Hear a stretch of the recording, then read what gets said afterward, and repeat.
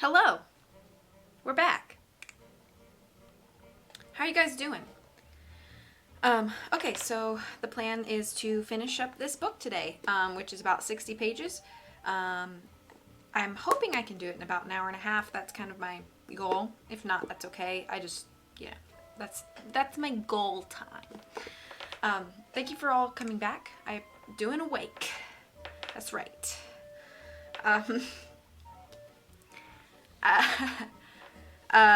So it's 7 chapters, chapters 14 to 20, and then we're done with the first of 4 books based on Secret of the Old Clock. So we're going to be on the Secret of the Old Clock books for a while.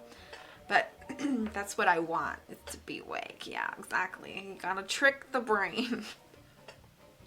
Impromptu 12-hour. Man, if I didn't have to go to work, I would be like real tempted. All right, everybody, I'm going to go ahead and jump in. So as usual, I will chat with you between chapters, but feel free to chat away. Chapter 14, A Tense Chase. Which way is Melbourne? Nancy asked the caretaker when they reached the highway. Down there, he pointed. That's the direction the thieves took, Nancy told him, noting the dust and tire marks which revealed the van's exit onto the highway. But, she added, glancing at the dashboard clock, they're probably too far away by this time for us to catch them. Yes, dang it, Jeff muttered. Nancy drove as rapidly as the law permitted toward Melbourne. All the while, Jeff Tucker peered from one side of the road to the other. Those rascal thieves might just have the nerve enough to stop and count their loot, he said to Nancy, so I'm keeping a sharp eye peeled. Nancy smiled in spite of the gravity of the situation. Maybe, she replied, though I doubt that those men would be so reckless. Oh, I don't mean out in plain sight. They might have pulled off the road back of some of those closed-up summer places. We'll watch for their tire marks on any dirt-side road, this young sleuth said. Jeff became so absorbed in looking for the van's tire marks that he never asked Nancy why she'd come to see him at the Topham house. Those fake movers, he said as they neared the outskirts of Melbourne. I wonder how far they went. Nancy did not reply until they came to a crossroad, and then she pointed. They turned north here on this dirt road. How much farther is it to Melbourne? Only a mile. As they came into the little town, Nancy asked her companion, which way to State Police headquarters?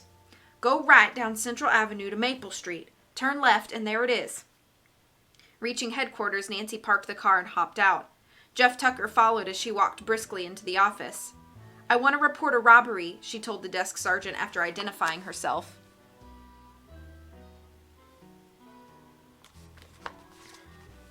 For a moment, the officer, taken aback, looked in astonishment at Nancy. You've been robbed? He asked. In our town? No, Nancy cried out. Then she gave a quick but complete resume of what had taken place at the Topham's cottage. Jeff Tucker added his account.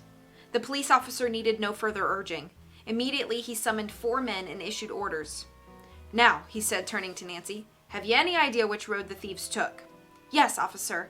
When we passed the road crossing a mile outside of town, I saw their truck tracks on the dirt road leading north. I'll be glad to show you. Good, lead the way, but first I'll send out a general alarm. Hurry, Nancy begged as she started out. Those thieves have at least an hour's head start. Jeff Tucker had been advised to return to his home. Accordingly, he telephoned his son to come and pick him up in his car. Good luck, he called as the others pulled away. I sure don't know how I'm going to break this to the Tophams. Nancy was sorry for him, but she felt a thrill of excitement as she proceeded up the street, the police car following close behind.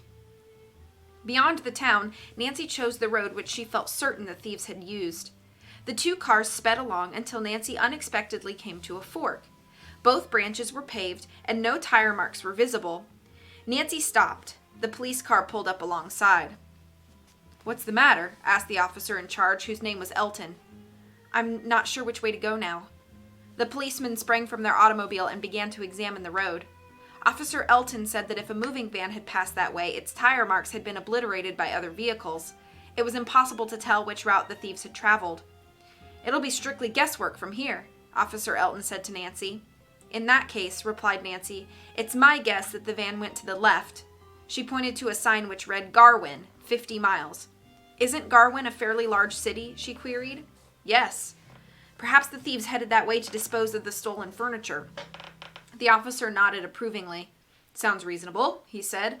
Well, in any case, we can't go much farther because we're near the state line. Nancy had another thought. I'll take the road to Garwin and swing around toward River Heights. She smiled. If I see those thieves, I'll let you know. Well, you watch out, young lady. Those men may lock you up again. I will. Anyhow, there'll be plenty of traffic as soon as I reach the main highway. Without giving the policeman an opportunity for further objection, Nancy started up and swung her car to the left. She noted in her rearview mirror that the squad car had turned onto the right-hand road. The officers must have picked up a clue, Nancy said to herself, but I certainly wish I could spot that van and maybe find a chance to look in the old clock. Nancy soon reached the main road.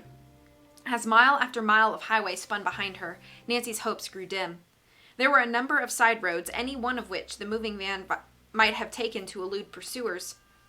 The young sleuth decided to adhere to her original theory that Sid and his pals were headed for Garwin and kept on the main highway. Those thieves think Jeff and I are still locked up and won't suspect they're being followed, she assured herself. Smiling, she thought hopefully, in that case they won't be on their guard. About 10 minutes later, Nancy stopped at a service station to have her car refueled, and on impulse she asked the attendant, Did you by any chance see a moving van pass here recently? Sure did, miss, was the prompt answer. About half an hour ago. I noticed it because the driver was going at a terrific speed for a van. Heartened, Nancy thanked him and resumed her pursuit, going past the turn for River Heights. If only I can overtake the truck and somehow examine the Crowley clock before I have to report it to the police, she thought. Again, time elapsed, and Nancy still saw no sign of a moving van on the highway.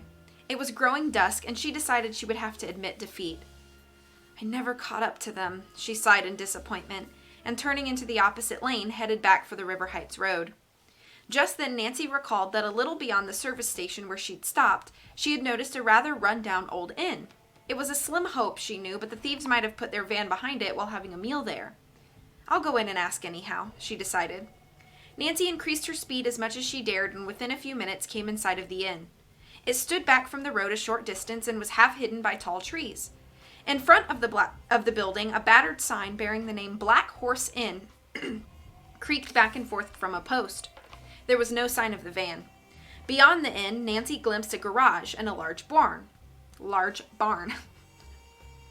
The doors to both were closed. I wonder, mused Nancy, if the moving van is parked inside either one.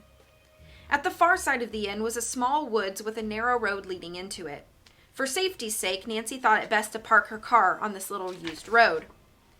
She turned off the car lights, pocketed the key, and walked back to the curving driveway leading to the inn. As Nancy made her way forward, her heart pounded. There were tire marks which could belong to Sid's van. They led to the barn. Maybe those thieves are eating, she thought. I'll look. As Nancy stepped onto the porch, the sound of raucous laughter reached her ears. She tiptoed to a window and peered inside. What the young sleuth saw made her gasp, but she felt a glow of satisfaction. In a dingy, dimly lighted room, 3 men were seated about a table eating voraciously. They were the thieves who had robbed the Topham bungalow. That's the end of chapter 14. Hey, A-Rocks, how's it going? Garwin, if I heard it correctly, you did, made me think of someone who's not crossed my mind in extremely many years. Jeff Corwin. I have an online training going on today. That'll be fun. I hope it's fun. A large Bjorn wearing a swan dress? That'd be awesome. Voraciously. They were eating voraciously. That was me yesterday. I ate all my lunch at work, and I was still hungry. And one of the other ladies at work had ordered something that had come with chips and salsa, and she didn't want the chips and salsa. And I just destroyed that too. Thank you for the claps. Thank you for the claps. Is music okay? I just want to double check.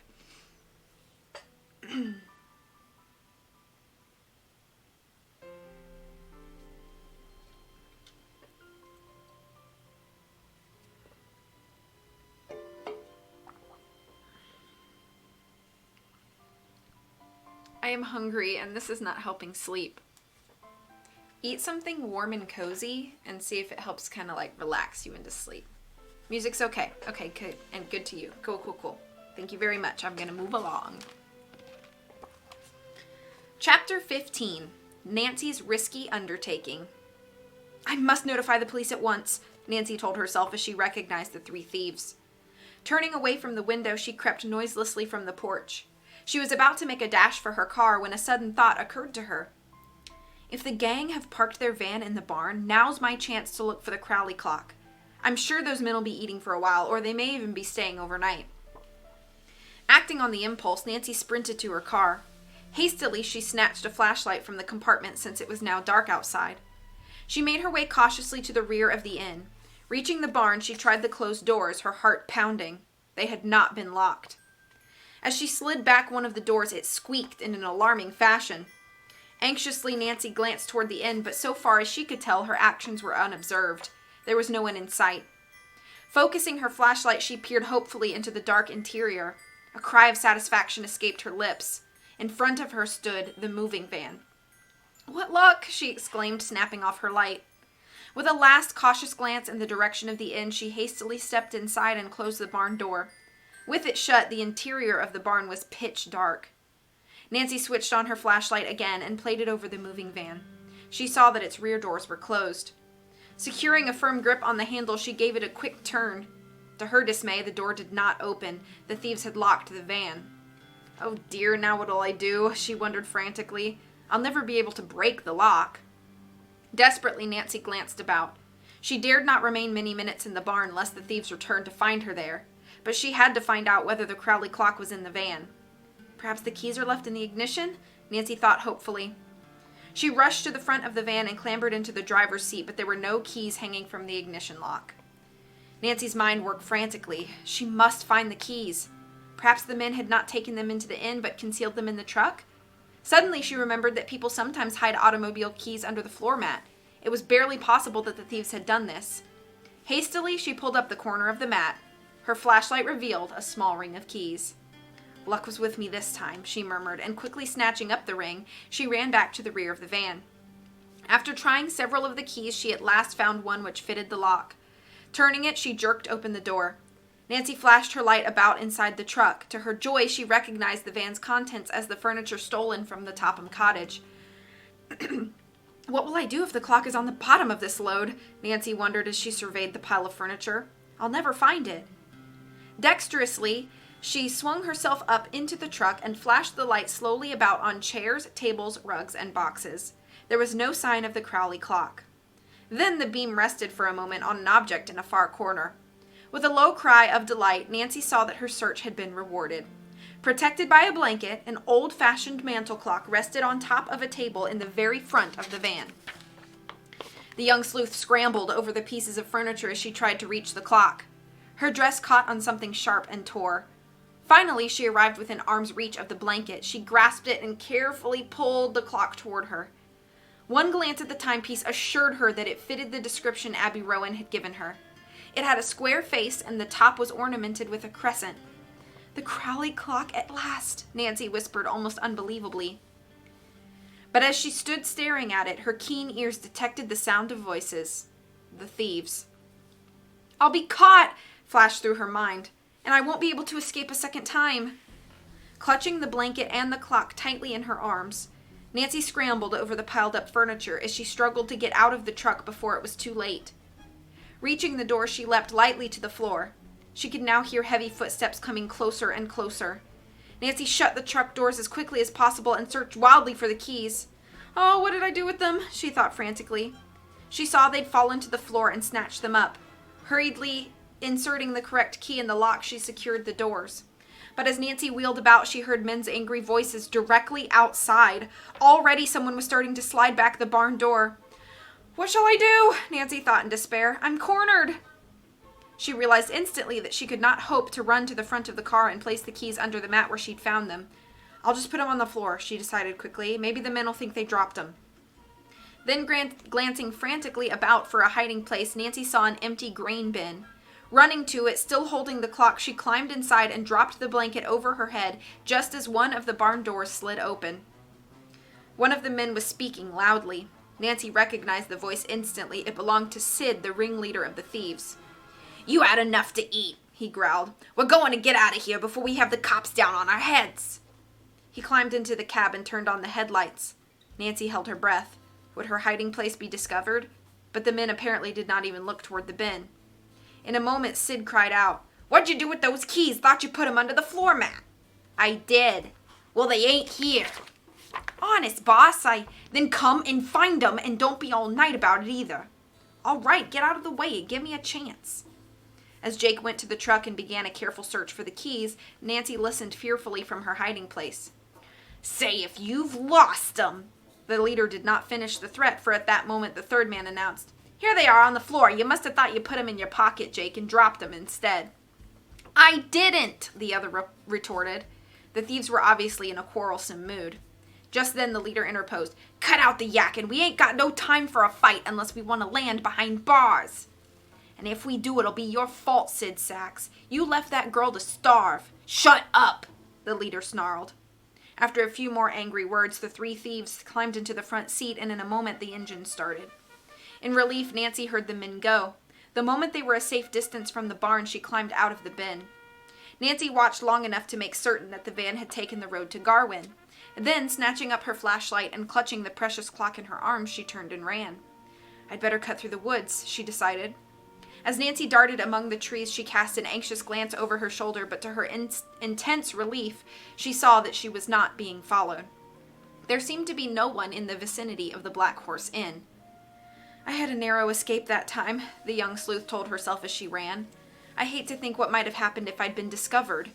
She clutched the mantel clock more tightly in her arms. "But it was worth the risk I took. I found the clock and maybe the secret of Josiah Crowley's will." Reaching the car, Nancy sprang inside. She took the key from her pocket and inserted it into the ignition lock. "I'll notify the police as fast as I can," she decided. "Perhaps the state troopers can catch those men before they dispose of the furniture." Then, just as Nancy was about to start the motor, her glance fell upon the Crowley clock which she had placed on the seat beside her. Did it contain old Josiah's mysterious notebook as she suspected? "I must find out." She got her flashlight. Since the clock was too unwieldy to open inside the car, Nancy stepped out and laid it on the ground. She unfastened the glass door and ran her hand around the walls. There was nothing inside. She tried the back. Only the mechanism of the timepiece was there. "Gone?" Nancy groaned. "Oh dear, has my luck run out?" Could it be, she wondered, that the Tophams had discovered the notebook only to destroy it? Nancy discarded this thought as quickly as it came to mind, for she recalled the conversation she had overheard between Ada and Isabel. No, the Tophams were as ignorant as herself concerning the location of a later will. It was more likely that Abby Rowan had been confused in her story. After all, she'd not declared that the notebook would be found inside the clock. Nancy herself had made the deduction. "I was almost certain I'd find the notebook," she murmured in disappointment. But a moment later she took heart again. "It must be here somewhere," she told herself. Turning the clock upside down, Nancy gave it a hard shake. Something inside moved. Hopefully she repeated the action. "Unless I'm wrong," Nancy thought excitedly, "there's something inside this clock besides the works." She examined it more closely. An extra piece of cardboard back to the face, and maybe something in between the two. The notebook, maybe? After a vain attempt to remove the heavy cardboard face with her fingers, Nancy took a small screwdriver from her glove compartment. With the tool, it required but an instant to remove the two hands of the clock and jerk off the face. As the cardboard fell to the floor, Nancy peered inside and gave a low cry of joy. There, at one side of the clock, attached to a hook in the top, dangled a tiny dark blue notebook. That's the end of chapter 15. Why did the music stop?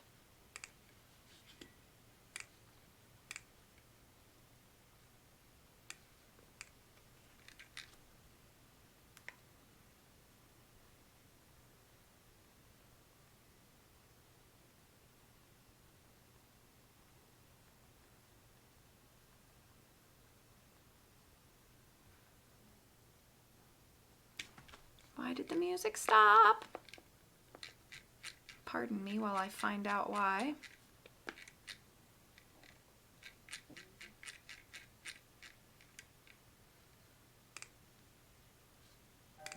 Okay, there we go. Okay, let me catch up. I don't have food to eat. Oh. That does sound really good, CJ. Shame on we torture ourselves with thoughts of food. Nancy shouted, "Occupied!" I feel no shame. Yes, CJ's right. You don't deserve bad feelings. The bugle when the car started kind of worked. Undeservedly is all I can say. Agreed. What the face? Thank you for the claps. Thank you for the claps. We have 5 more chapters to read.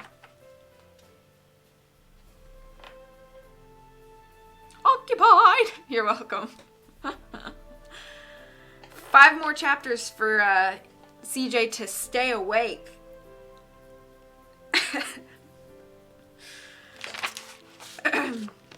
Moving along. Chapter 16, The Capture. Eagerly, Nancy removed the little notebook from the hook. By holding the book directly under the beam of her flashlight, she could make out the words on the cover. Property of Josiah Crowley. I found it at last, she thought excitedly. Quickly turning the first few pages, she saw that they were yellowed with age. The writing was fine and cramped, and the ink had faded. The pages were crowded with business notations, and it was difficult to make out the words. Pardon me just a second.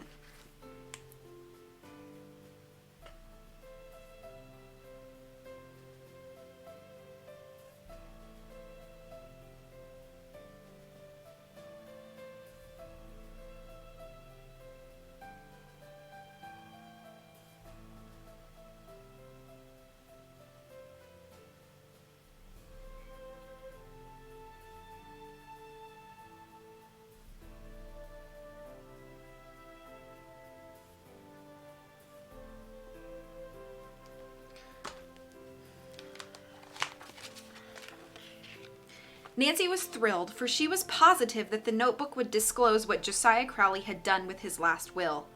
Yet she realized that she could not hope to read through the book without a considerable loss of precious time. She must not delay another instant in reporting to the police. I'll read the notebook later, she decided, and tucked it into her pocket. Then she put the clock together. Hurriedly laying the timepiece back on the car seat, Nancy covered it with her coat and slid behind the wheel. Pardon me a minute.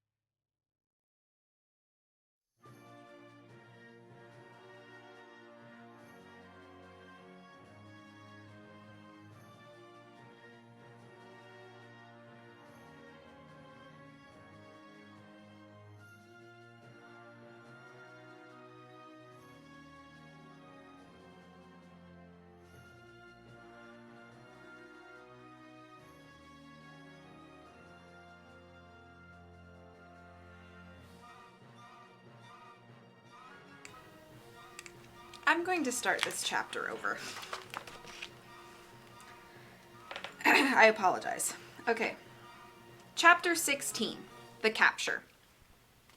Eagerly, Nancy removed the little notebook from the hook. By holding the book directly under the beam of her flashlight, she could make out the words on the cover. Property of Josiah Crowley. I found it at last, she thought excitedly.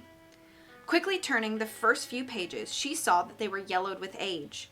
The writing was fine and cramped, and the ink had faded. The pages were crowded with business notations, and it was difficult to make out the words. Nancy was thrilled, for she was positive that the notebook would disclose what Josiah Crowley had done with his last will. Yet she realized that she could not hope to read through the book without a considerable loss of precious time. She must not delay another instant in reporting to the police. I'll read the notebook later, she decided, and tucked it into her pocket. Then she put the clock together. Hurriedly laying the timepiece back on the car seat, Nancy covered it with her coat and slid behind the wheel. Starting the engine, she swung the convertible onto the highway. Nancy cast an anxious glance in the direction the thieves had taken and watched for side roads down which the men might turn to avoid the main highway. Perhaps I'd better phone the state police from the first service station or store I come to. Then suddenly she noticed a sign. Alternate route to Garwin, main road under repair. Reaching the intersection, she stopped to see if the familiar tire marks of the van indicated it had turned onto this dirt road. It had. Now what shall I do? As Nancy debated, she saw a car coming toward her.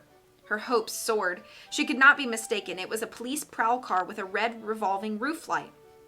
Instantly, Nancy grabbed her own flashlight and jumped from the car. Standing at the side of the road, she waved her light, and in a few minutes, the police sedan stopped. I'm Nancy Drew, she said hurriedly to the two men inside. Are you looking for the furniture thieves in the van? Yes, we are. You're the girl who reported them? Nancy nodded, then pointed down the side road. I think those are their tire marks. The men were at the Black Horse Inn, but left. You can identify them? The driver asked. Oh, yes. Then please follow us. I'll radio for a car to approach the thieves' van from the other end of the road. The police car sped down the bad road to Garwin, with Nancy following closely behind. They rode for several miles. Oh dear, thought Nancy, I must have been wrong. We should have overtaken the van by this time. Another 10 minutes passed. Then unexpectedly she caught a glimpse of a red tail light on the road far ahead. It must be the van, Nancy told herself hopefully. The light doesn't appear to be moving fast enough for an automobile. Evidently, the police were of the same opinion, for at that moment their car slowed down. Nancy figured they would not stop the van until they saw the other police car arriving from the opposite direction. A few moments later, she could see headlights in the distance. The squad car in front of Nancy now sped ahead and pulled up alongside the van. Pull over, one of the officers shouted to the man in the cab. Instead of doing so, the van put on a burst of speed. But in order to avoid smashing into the oncoming squad car, the driver pulled too far to the right. The van swerved sharply. Its two right wheels went off into a deep ditch and the vehicle toppled over. In an instant, the officers were out of the car and had the fugitives covered. By this time, Nancy, who had stopped her car at the side of the road, came running up. One of the officers turned to her and asked, Can you identify these men? As a light was flashed upon each of the thieves in turn, Nancy nodded. This one is Sid, who locked me in the closet, she declared, pointing to the leader. The others are Jake and Parky. The prisoners stared in complete disbelief. They were astounded to see Nancy Drew standing there. When it dawned on Sid that she evidently was responsible for their capture, he started to say something, then changed his mind and remained silent. The prisoners were quickly identified from licenses and other papers as wanted criminals. One of the other officers opened the rear of the van and asked Nancy if she could identify the stolen furniture. Some of it, she replied. That desk was taken from the room in which I was locked, in the closet. Good enough, said the trooper. These men will get long sentences for this. They'll be held on several charges. Are you willing to go with us and prefer charges against them? Yes, if it's necessary, Nancy promised reluctantly. But I don't live in this county, and I'm eager to get home right away. Don't you have enough evidence against them? I think they're the same men who stole several silver heirlooms from the Turner sisters. Sid and his companions winced but did not speak. I see, said the trooper. Well, I guess there's no need for you to go to headquarters now, the officer admitted. I'll take your address, and if your testimony should be required, I'll get in touch with you.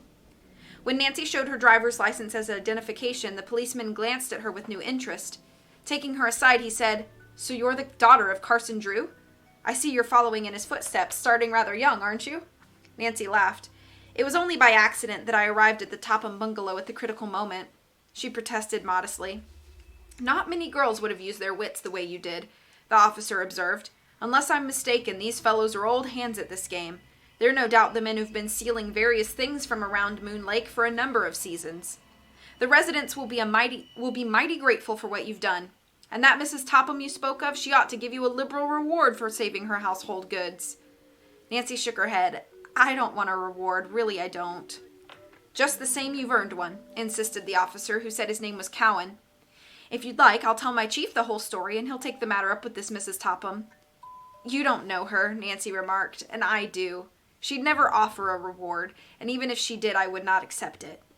After a slight pause, she added, In fact, I prefer that my name not be mentioned to her at all. Officer Cowan shook his head in disbelief. Well, all right then. If you're sure you don't want any credit for capturing the thieves, I won't say anything. You're certain? I am, Nancy replied firmly, for a particular reason of my own. The trooper smiled. It must be a mighty good one. There is one favor you might do me, said Nancy. Ask your chief to put in a good word for the caretaker, Jeff Tucker, to the Tophams. Perhaps then he won't lose his job. I'd be glad to, Officer Cowan promised. And if you're really anxious not to figure in the case, I'll see if we can get along without your testimony. Nancy thanked him, then suddenly thought of the old clock. At the moment it was lying on the front seat of her car less than a dozen yards away. Should she reveal this information? She decided against doing so in front of the thieves, who, though they could not hear what she'd been saying, could see everything plainly. I'll wait until a more opportune time, Nancy concluded. It was agreed among the state policemen that one of them would stay to guard the van and keep a radio car standing by there. The other 3 troopers would take the captive thieves to headquarters. The 3 prisoners, their faces sullen, were crowded into the car. One of the troopers took the wheel, while the other one beside him kept the handcuffed trio closely covered. Officer Cowan, a strapping husky man, turned to Nancy. I'll ride with you, he said. You're going past headquarters on the main road? I'm on my way to River Heights, she responded. Then the station's in your route. You can drop me off if you will. Why, of course, Nancy stammered. I'll be glad to.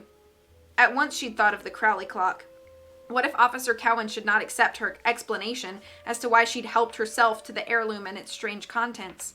If this happened, her progress in solving the mystery might receive a serious setback. Even as these disturbing ideas raced through her mind, the trooper started toward the blue convertible. Nancy braced herself. I'll just have to fess up, she said to herself, and take the consequences. End of chapter 16.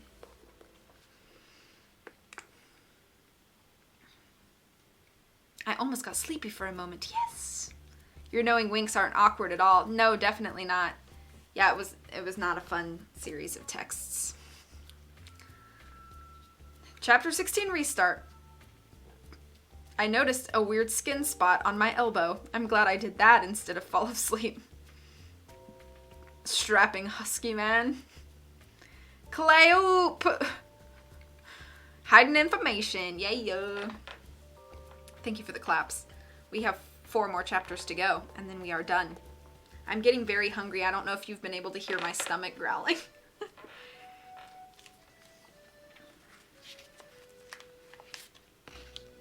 Chapter 17, Strange Instructions.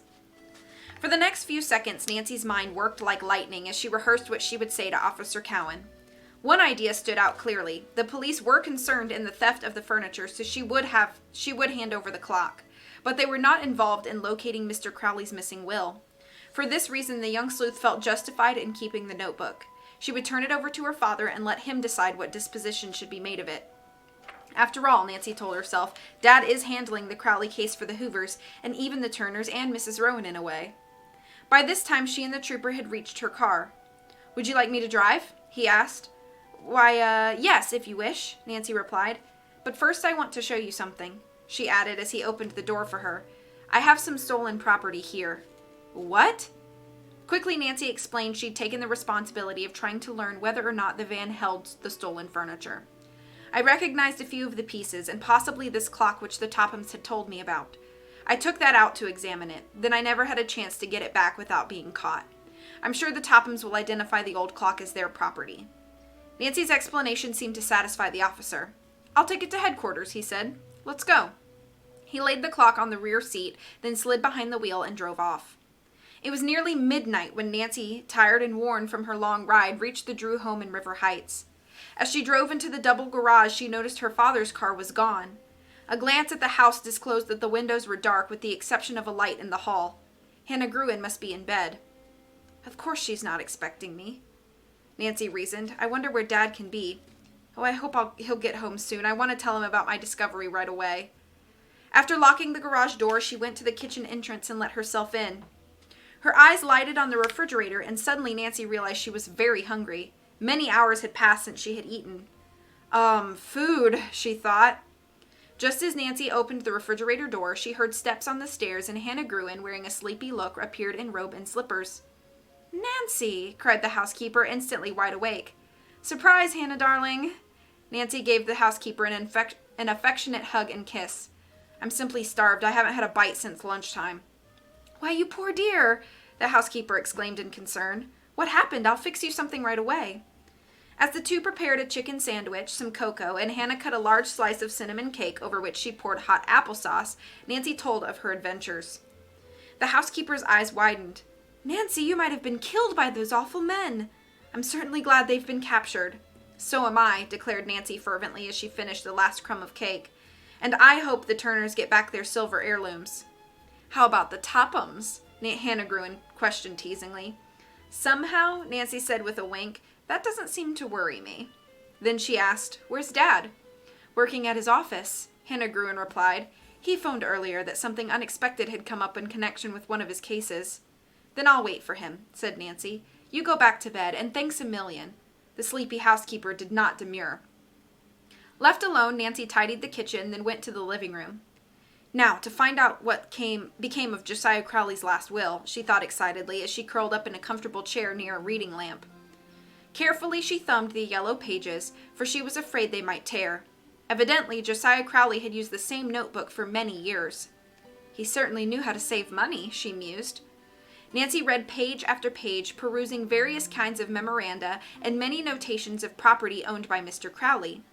There were also figures on numerous business transactions in which he'd been involved. Nancy was surprised at the long list of stocks, bonds, and notes which apparently belonged to the estate. I had no idea Josiah Crowley was worth so much, she murmured. After a time, Nancy grew impatient at the seemingly endless list of figures. She skipped several pages of the little notebook and turned toward the end where Mr. Crowley had listed his possessions. Why, what's this? She asked herself. Fastened to one page was a very thin, flat key with a tag marked 148. Suddenly, a phrase on the opposite page.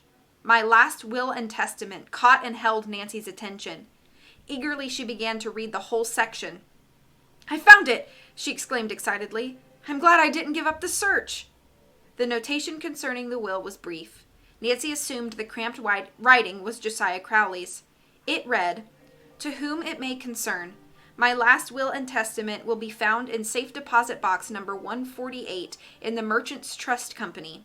The box is under the name of Josiah Johnston. And this is the key to the box, Nancy told herself. For several moments the young sleuth sat staring ahead of her. It seemed unbelievable she'd solved the mystery, but surely there could be no mistake. The date of the entry in the notebook was recent, and the ink had not faded as it had on the earlier pages. There is a later will, Nancy exclaimed aloud. Oh, if only it leaves something to the Turners, the Matthews, Abby Rowan, and the Hoover girls. Then Allison could take voice lessons and little Judy would be taken care of, and Nancy hurriedly read on, hoping to learn something definite.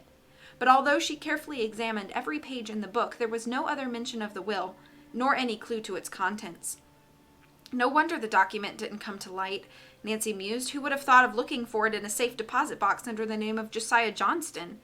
In his desire for safekeeping, Josiah Crowley nearly defeated his own purpose. Her thoughts were interrupted as she heard a car turn into the driveway. Rushing to the window, Nancy saw her father pull into the garage. She ran to meet him at the kitchen door. Why, hello, Nancy, he greeted her in surprise. If I'd known you were here, I'd have come home sooner, but I was doing some special work on a case.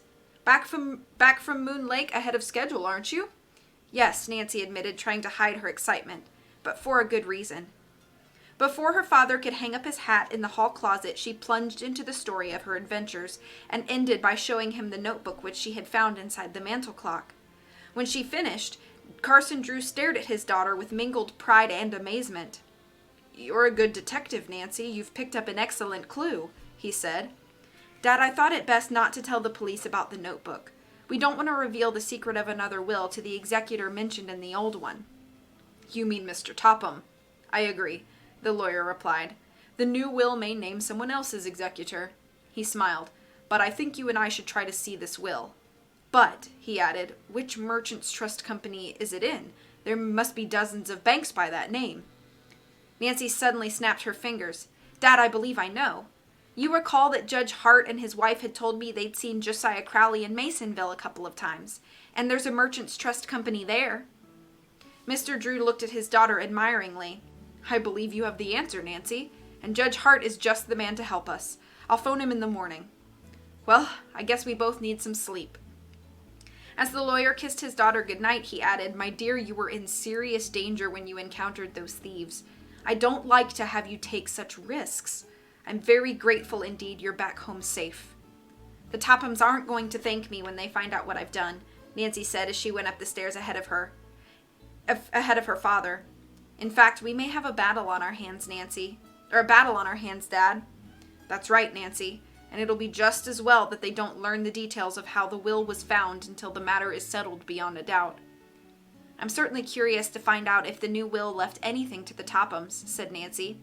"If not," her father put in, "your discovery will strike them at an especially awkward time." Nancy paused on the stairs and turned to face her father.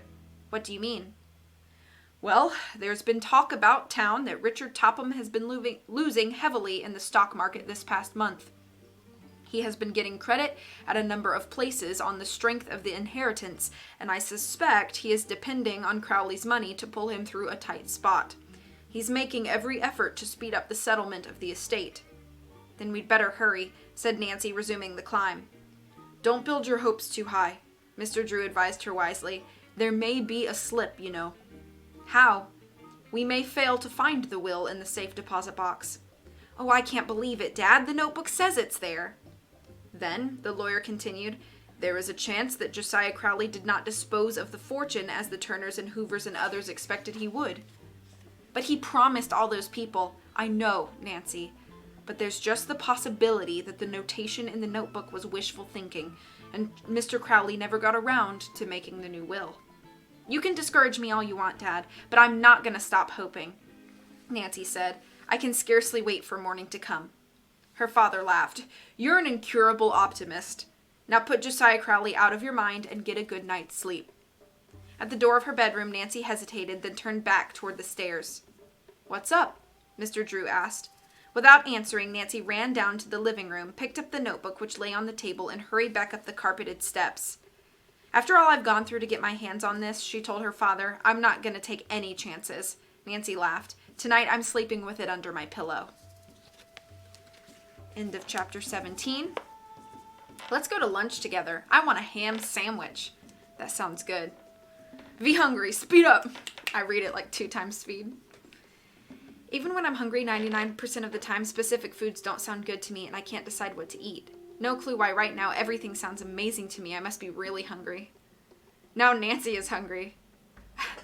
Okay, but where's Clara Pickford?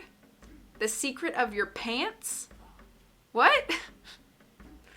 Thank you for the claps. I appreciate.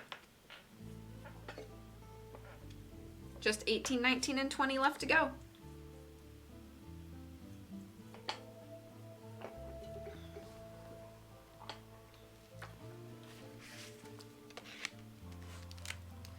Chapter 18, A Suspenseful Search. When Nancy awoke the following morning, bright sunlight was streaming through her open bedroom window.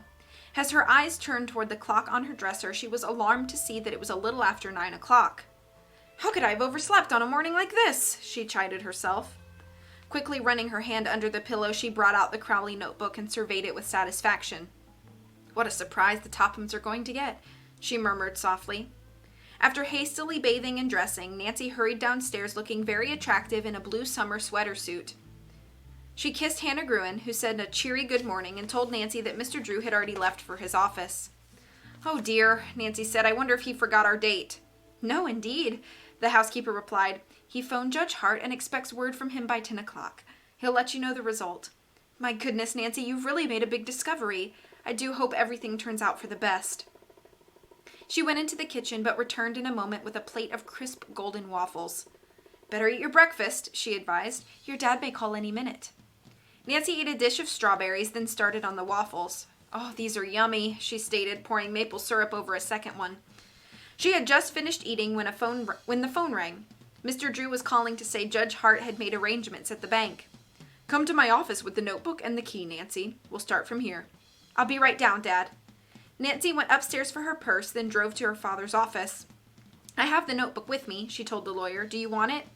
"We'll take the book along. I want to show it to the head of the trust department at the bank," Mr. Drew said. "It's our proof we have good reason for taking a look in Mr. Crowley's box." After leaving a number of instructions with his private secretary, Carson Drew followed his daughter from the office. He took his place beside her in the convertible. "I'll never get over it if we don't find a newer will," Nancy declared as they drove along. A flush of excitement had tinted her cheeks and her eyes were bright.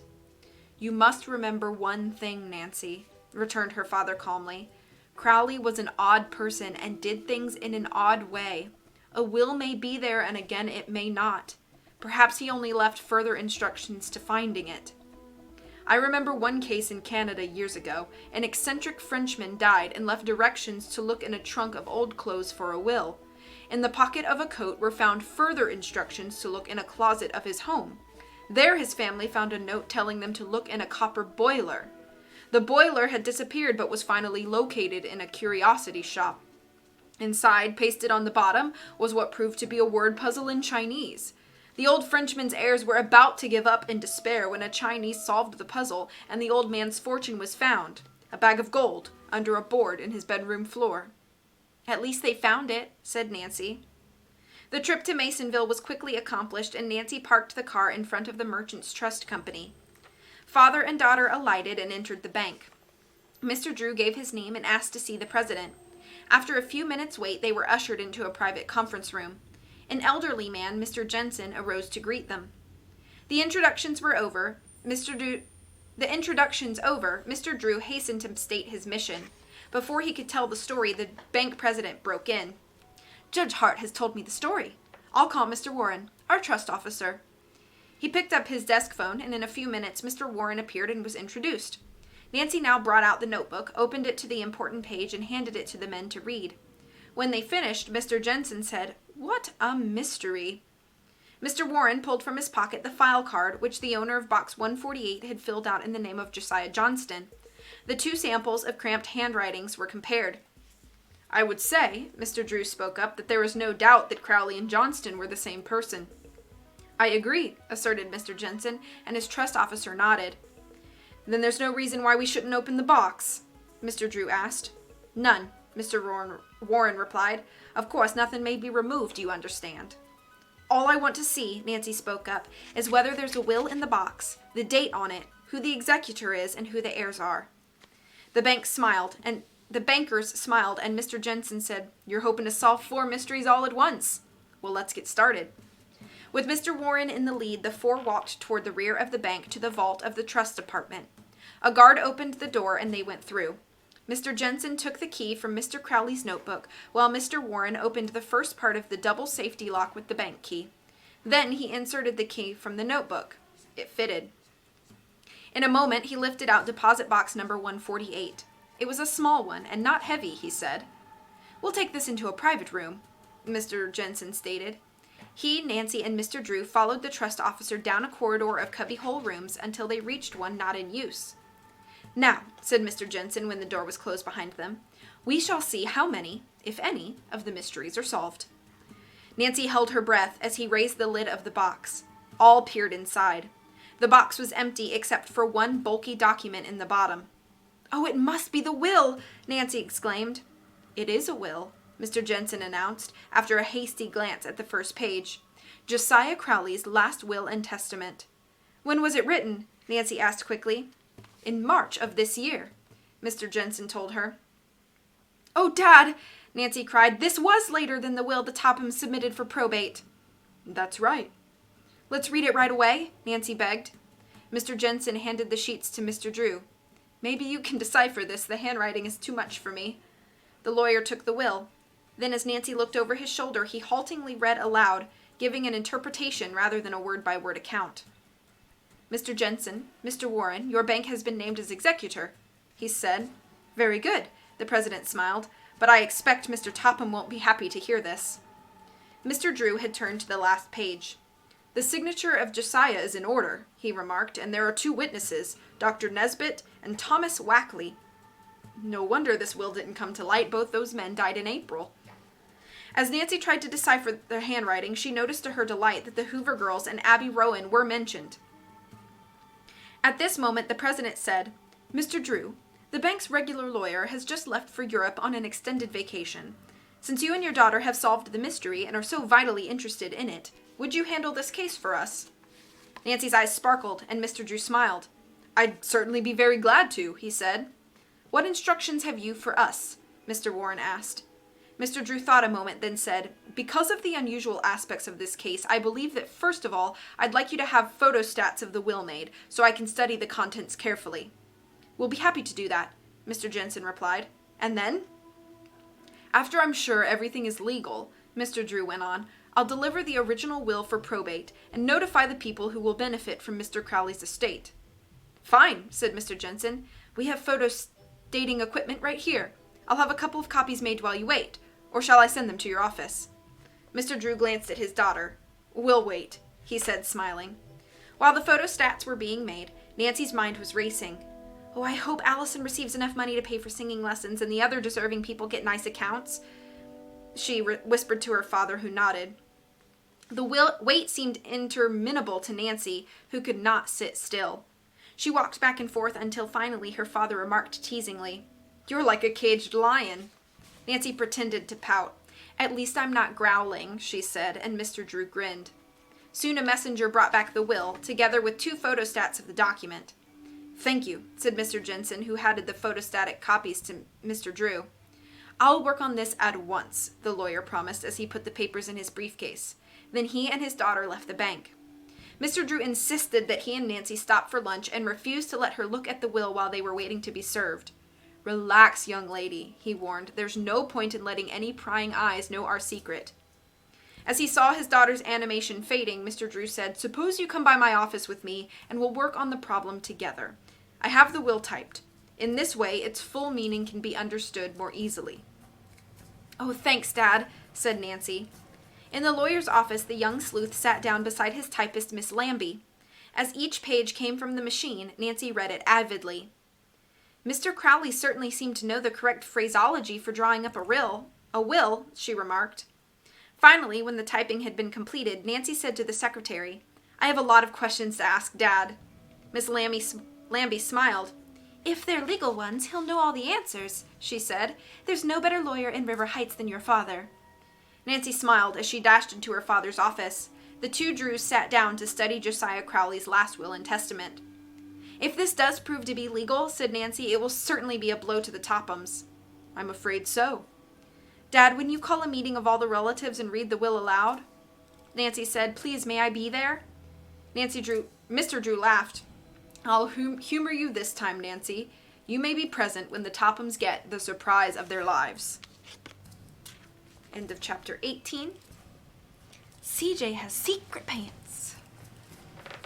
The handwriting is too much for me equals I don't know how to read. Wackley from the famous Wackerly Academy. At least I'm not growling, so you're like a cruddy caged lion. Thank you for the claps. Hi, HS. I hope you're doing well today. 2 more chapters and that's it. I think I will definitely be done by 1 o'clock. I think CJ might have fallen asleep. I hope so. He needs some rest. Okay. Chapter 19. Startling Revelations. Dad, it's nearly 2 o'clock now. Mr. Crowley's relatives should be here in a few minutes. I'm so excited. Carson Drew, who stood in the living room of the Drew home with Mr. Warren from the bank, smiled at his daughter as she fluttered about, arranging chairs. "I believe you're more thrilled than if you were inheriting the fortune yourself," he remarked. "I am thrilled," Nancy admitted. "I can scarcely wait until the will is read aloud. Won't everyone be surprised, especially the Tophams? Do you think they'll come?" "Oh yes, the Tophams will be here, and unless I am mistaken, they will bring a lawyer with them. Just as soon as they learned that another will had come to light, they began to worry. They will certainly want to hear what is in this one." "Are you certain the will we found can't be broken?" Nancy inquired anxiously. "Of course I can't be certain, Nancy, but I have gone over it carefully, and so far as I can tell, it is technically perfect. I also asked a couple of lawyer friends, and they agree. Josiah Crowley was peculiar in some ways, but he was a very smart man. I promise you that the Tophams will have a difficult time if they try to contest this will." "The bank will help you fight," Mr. Warren put in. With the exception of Abby Rowan, who was still confined to bed, all the old gentleman's relatives had promised to be present. Grace and Allison Hoover, although not relatives, had also been invited. "It's too bad Mrs. Rowan can't come," said Nancy, "but I'll take the news to her this very afternoon." "The size of the fortune will probably be a great surprise to everyone but the Tophams," said her father with a smile. "Nancy, you did a remarkable piece of detective work." "It was fun," she said modestly, "and I can hardly wait to have it all cleared up." "We may have some trying minutes with the Tophams, Nancy," her father warned. "Yes, I suppose so. I expect anyone would be sorry to see a fortune slip away." "Dad, I see Grace and Allison coming up the walk now," Nancy announced, glancing out the window. She greeted them with kisses and escorted the sisters into the living room, where she introduced them to Mr. Warren. As Allison sat down, she whispered to Nancy, "Is it true a later will has been found?" "You and Grace have no cause to worry," Nancy assured her with a mysterious smile. The doorbell rang. This time Nancy admitted Edna and Mary Turner, who were dressed as if for a party. With them was little Judy, who threw herself into Nancy's arms. A few minutes later, the Matthews brothers, William and Fred, arrived. "I guess everyone is here except for the Tophams," Mr. Drew commented. "We'd better wait for them a few minutes." There was no need to wait, for at that moment the bell rang sharply. Nancy opened the door, and the 4 members of the Topham family walked in haughtily, merely nodding to the others in the room. As Mr. Drew had predicted, they were accompanied by a lawyer. "Why have we been called here?" "Why have we been called here?" Mrs. Topham demanded, addressing Miss Drew. "Have you the audacity to claim that another will has been found?" "I have a will written only this past March, Mrs. Topham," Miss Carson Drew replied evenly. "And I'd like to introduce all of you to Mr. John Warren, trust officer of the Merchants Trust Company of Masonville, which has been named as executor." "It's preposterous!" Mrs. Topham stormed. "Josiah Crowley made only one will, and in that he left everything to us with my husband as executor." "It looks like a conspiracy to me," Ada added tartly as she gazed coldly upon the relatives and friends who were seated about the room. Isabel did not speak, but tossed her head contemptuously. Richard Topham likewise did not offer a comment, but uneasily seated himself beside his own attorney. "If you will be seated, Mrs. Topham, I will read the will," Mr. Drew suggested. Reluctantly, Mrs. Topham sat down. "As I have said," Mr. Drew began, "a recent will of the late Josiah Crowley was found in a safe deposit box in the Masonville Bank. The will is unusually long, and with your permission I will read from a typed copy only the portions which have to do with the disposal of the property. But first I wanted to ask Mr. Topham what value he puts on the estate." $100,000 after taxes," the man replied. "Oh!" the Turners exclaimed, and Mary said, "I had no idea that Josiah had that much money." "Nor I," Edna agreed. Mr. Drew picked up several typewritten sheets from the table and began to read in a clear voice. "I, Josiah Crowley, do make this my last will and testament, hereby revoking all former wills by me at any time made. I give and bequeath all my property, real and personal, as follows. To my beloved friends and neighbors, Grace and Allison Hoover, a sum equal to 20% of my estate, share and share alike." "I must be dreaming," Grace gasped. "You mean I'm gonna get $10,000? Allison cried out. She burst into tears. "Oh, Nancy, you did this for me. Now I can have my voice lessons." Isabel Topham eyed her disdainfully. "It would take more than $10,000 to make a singer out of you," she said maliciously. Quiet, commanded her father. Let's hear what else this will says. His daughter subsided, but his wife exclaimed spitefully, The will is a fraud. The Hoovers aren't even relatives. It is no fraud, Mr. Drew told her quietly. Again he picked up from the will and began to read. To Abby Rowan, my late wife's cousin, in consideration of her kindness to me, a sum equal to 10% of my estate. Oh, I'm so glad, Grace murmured. Now she'll be able to get the medical and other attention she needs. And have someone live at her house to take care of her, said Nancy. That old lady gets $10,000? Ada Topham said harshly. What did she ever do for Cousin Josiah? Angrily, she turned to her mother. We took care of him for years. She didn't. I'll say not, Isabel echoed, her voice tart.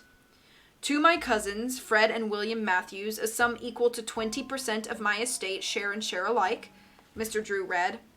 Oh, we didn't expect that much, Fred Matthews declared in genuine surprise.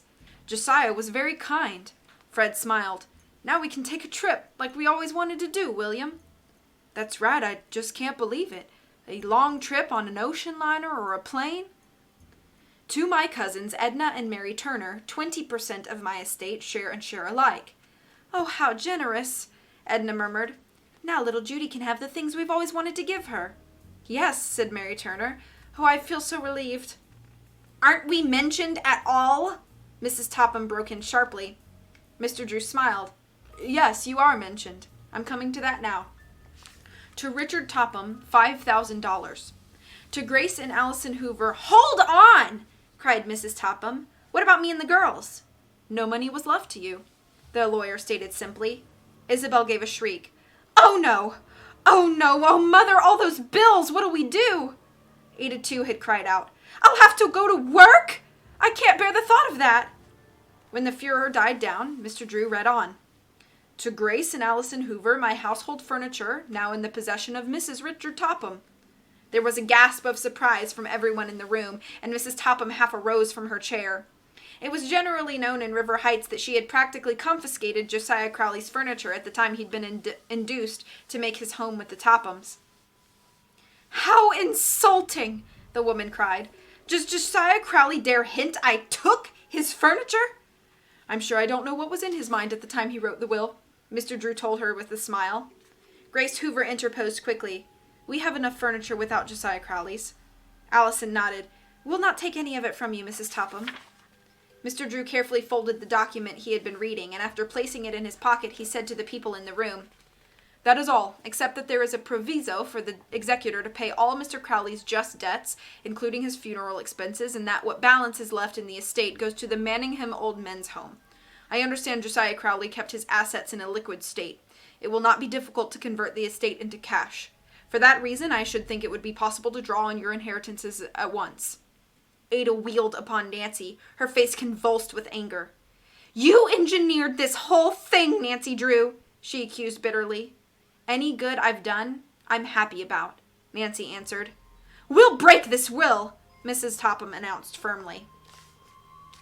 End of chapter 19. We did it. With your reading and my being bored, you are not boring company. Oh, hush. Top hams, oh boy. Whew, scared myself for a moment. I noticed my computer battery was running low and I thought the charger's busted. Then I looked at the outlet and saw my charger was unplugged. Whew. I sighed in relief and then in disgust about having to get up and plug it in. And to Isabel Topham I leave, a boot to the head. What? Whack!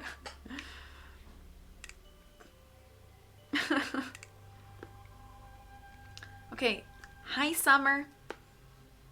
And then I just have one more chapter. One more chapter to read. And then we're done with this book. I hope you're doing well today. Happy Saturday. Okay, last chapter. Here we go. Chapter 20, A Happy Finale. Of course you may take the matter into court if you like, Mr. Drew responded to Mrs. Topham's threat, but I warn you it will be a waste of your time and money. If you don't wish to accept my judgment, ask your own lawyer. Mr. Drew is right, the other lawyer said, after arising and looking carefully at the legal document which Mr. Drew took from his pocket. Oh, he is he? Mrs. Topham retorted. If that's all you know about the law, you're discharged. We'll get another lawyer, and we'll fight to the last ditch." With that, she arose and stalked from the room. Isabel and Ada followed after bestowing a withering glance upon Nancy. Mr. Topham brought up the rear. As soon as the door had closed behind them, their lawyer arose and picked up his briefcase. "Well, I can't say I'm sorry to be taken off the case," he remarked as he too took his leave. "But I advise you to be on your guard. That woman is certainly belligerent." At once the atmosphere in the Drew living room became less strained, though each person was fearful Mrs. Topham would make trouble. Everyone began to talk at once. "Oh, Nancy, I can hardly believe it yet," Allison declared happily. "The money means so much to Grace and me, and we owe it all to you, Nancy. You haven't told us how you came to find the will, but I know you were responsible." When the Hoover girls and Mr. Crowley's relatives begged her for the details, Nancy told of her adventure with the thieves at Moon Lake. After she'd finished with the story, they praised her highly for what she had done. "We'll never be able to thank you enough," Grace said quietly, "but after the estate has been settled, we'll try to show our appreciation." It was on the tip of Nancy's tongue to say that she did not want a reward when Mr. Drew turned the conversation into a different channel. "Mrs. Topham will not give up the money without a fight," he warned. "My advice would be to go along as you have until the court has decided to accept this will as the final one. However, if Mrs. Topham and her daughters bring the matter into court, I will give them a battle they will never forget." After thanking Mr. Drew and Nancy for everything they had done, the relatives and friends departed. Allison and Grace were the last to leave. On the porch, Allison paused to hug Nancy and say, "Please let us know what develops. I'm so eager to start taking voice lessons." Nancy wanted to set off at once to see Abby Rowan and tell her the good news, but upon second thought she decided to wait. Suppose the Tophams succeeded in upsetting the whole case. For a week, Nancy waited impatiently to hear the result of the battle over the will. As she and her father had anticipated, Mrs. Topham was fighting bitterly for the Crowley estate. She had put forth the claim that the will Nancy had unearthed was a forged document. "The suspense is just awful," Nancy told her father one morning. "When are we going to get final word?" "I can't answer that, Nancy, but apparently Mr. Topham thinks it's a losing battle. I suppose you've heard about the family?" "Why, no. What about them?" "They're practically bankrupt. Richard Topham has been losing steadily on the stock market of late. After his failure to recover the Crowley fortune, the banks reduced his credit. He's been forced to give up his beautiful home." "No, really? How that must hurt Mrs. Topham and the two girls."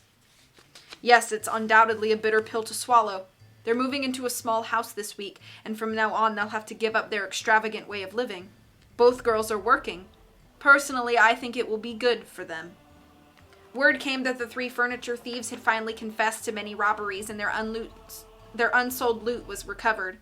Among the pieces were all the heirlooms they had stolen from the Turners. One evening, Mr. Drew came home wearing a broad smile. Facing Nancy and laying both hands on her shoulders, he said, "We've won, my dear. The will you located has been accepted as the last one Mr. Crowley wrote." "Dad, how wonderful!" she cried, whirling her father about in a little dance. "First thing tomorrow morning, may I go and tell Allison and Grace and the others?" "I think that would be a fine idea. Of course, the bank and I will formally notify them later."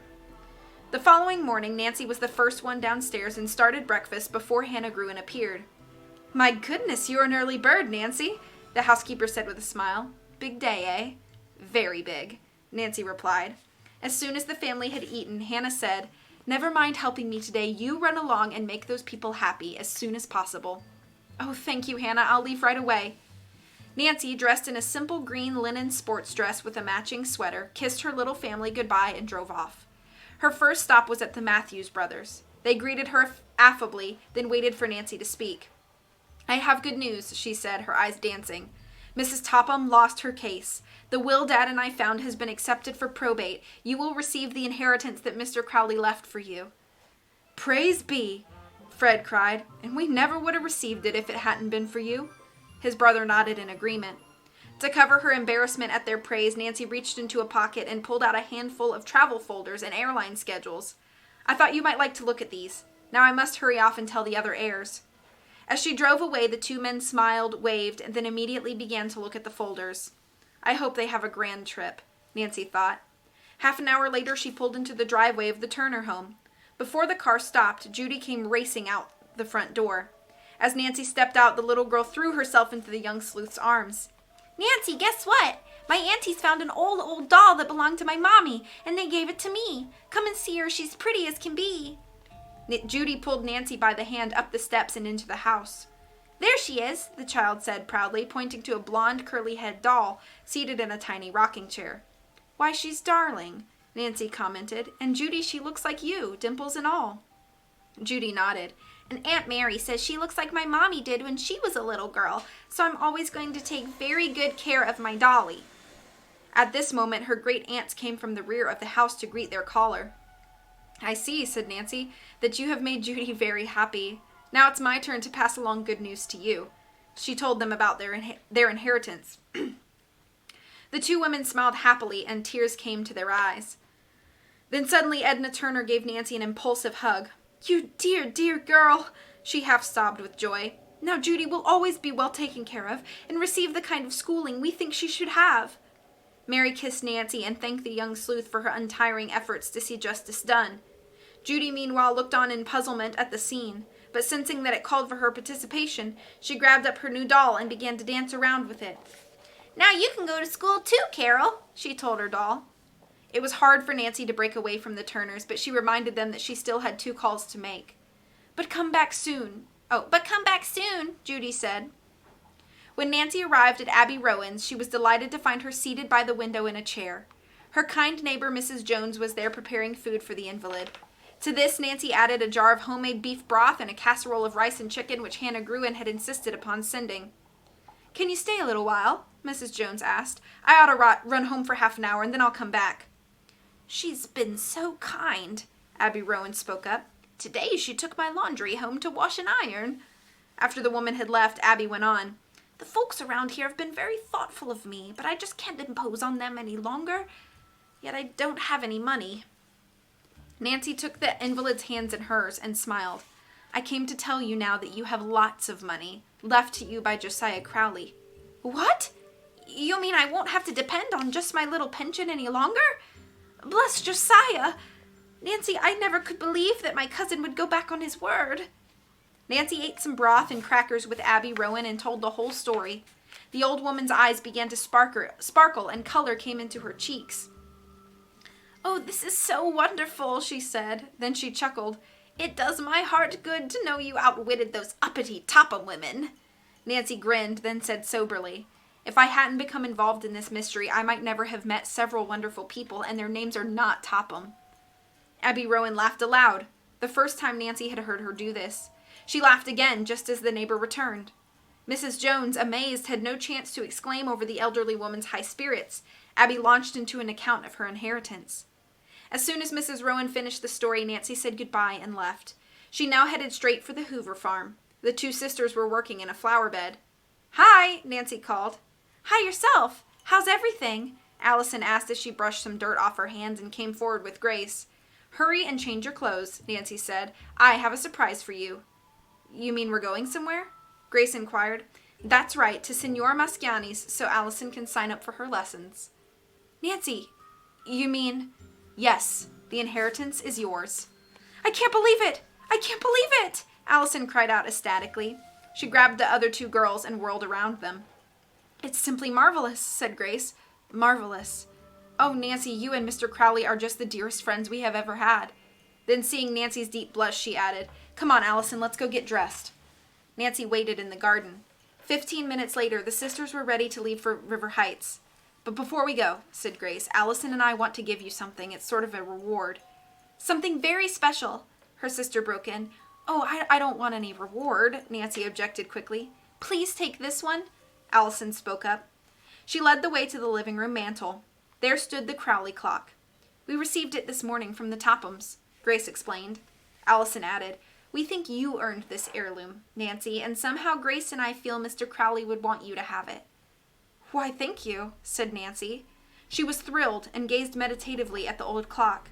Though quaint, it was not handsome, she thought, but for her it certainly held a special significance.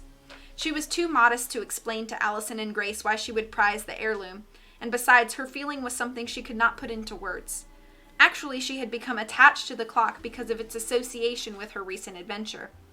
This is the first mystery I've solved alone, she thought. I wonder if I'll ever have another half so thrilling. As Nancy stood looking wistfully at the old clock, she dreamed that in the near future she would be involved in the hidden staircase mystery, a far more baffling case than the one she had just solved.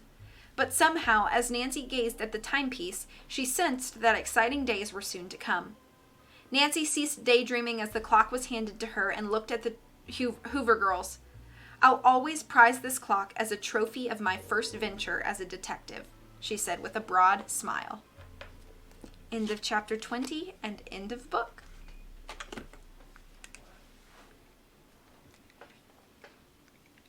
End book hype.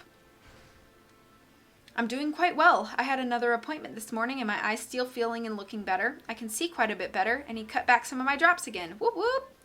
My teeth haven't hurt today, so that's nice. Yeah, yo. I know you said broad smile, but broad smile. It's like a supportive smile. Now with Judy's doll, this turns into Nancy Drew crossed over with Annabelle. It'll be like Nancy investigating things while Annabelle's just an evil possessed doll that sits around menacingly. Oh, okay. Judy said this twice to show off her voice acting skills. Classic Judy, I assume, based on my minor knowledge. I thought that one of the aunts was talking until I got to the end of the sentence. Haha, the Tophams are going from filthy rich to just filthy. Got 'em. One-Eyed Willie's map. Nancy Drew and Goonies. Thank you for the claps. Well, that is the end of that book. I'm just like, I finished Tangle Tower. I finished Pokemans. I finished this book. We are just like getting ready to go on to all new things. It's so exciting. So thank you guys so much for hanging out. The next book that we read will be The Hidden Staircase, which is Nancy Drew number 2. So unless I decide to do something else, another book, which I've been kind of debating, but to maybe break up the Nancy Drew. But anyway, I hope you guys have a wonderful rest of the day. I'm going to go eat because I am starving and then head off to work. I hope you have a wonderful rest of the day. Take care of yourselves. Much love. Thank you all for being here, and I'll see you shortly. Bye.